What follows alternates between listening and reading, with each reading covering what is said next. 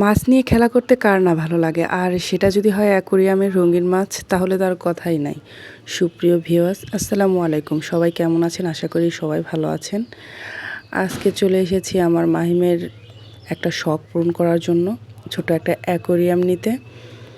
তো অ্যাকোরিয়াম নিতে এসে আমাদের মাথায় ঘুরে গিয়েছিল, এত সুন্দর সুন্দর অ্যাকোরিয়াম আর এত সুন্দর সুন্দর মাছ। আমি এত মাছের নাম জানি না, তবে বিভিন্ন সাইজের বিভিন্ন অ্যাকোরিয়ামের ভিতরে বিভিন্ন ধরনের মাছ আছে। তো এই মাছগুলো স্বচ্ছ পানিতে দৌড়াচ্ছে, এত ভালো লাগছে যেটা বলে প্রকাশ করা যাবে না। তো নানান প্রজাতির মাছ আছে এখানে।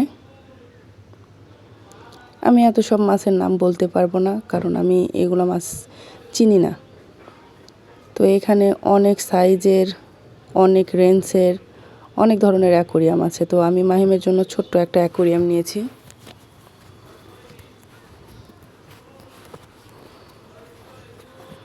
আর সাথে অ্যাকোরিয়াম সাজানোর জন্য কিছু রঙিন পাথর নিচ্ছিলাম।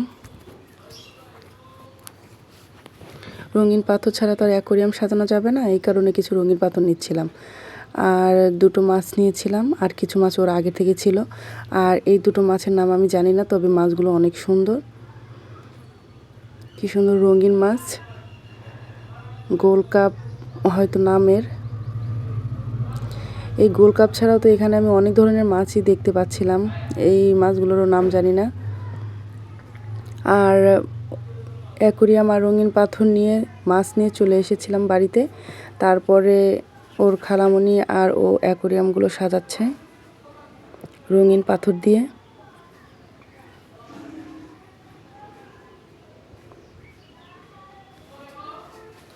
সাথে কিছু ফুল নিয়েছিল, কিন্তু অ্যাকোরিয়ামটা ছোট হওয়ার জন্য পেছনের কোনো সিনারি নিতে পারি নাই।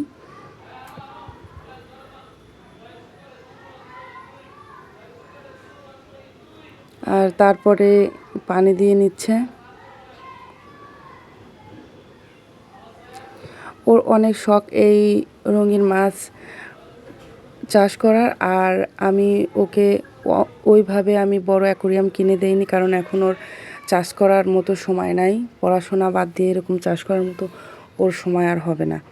এই কারণে আমি ওকে ছোট একটা অ্যাকোরিয়াম কিনে দিয়েছি। আর আমার ছেলের প্রাথমিক অ্যাকোরিয়ামগুলো হচ্ছে ছোট ছোট মগ, বিভিন্ন প্লাস্টিকের বালতি, তারপরে ছোট ছোট বোতল, অনেক কিছুর ভিতরে ও এই মাছগুলো সংরক্ষণ করতো।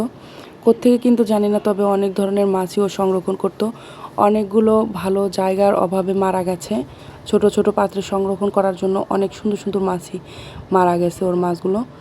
আর ওকে শুধু দুটো মাছ কিনে দিয়েছিল আমার ছোটো বোন, আর বাদবাকি মাছ ও বাড়িতেই অনেকভাবে সংরক্ষণ করে রেখেছিল।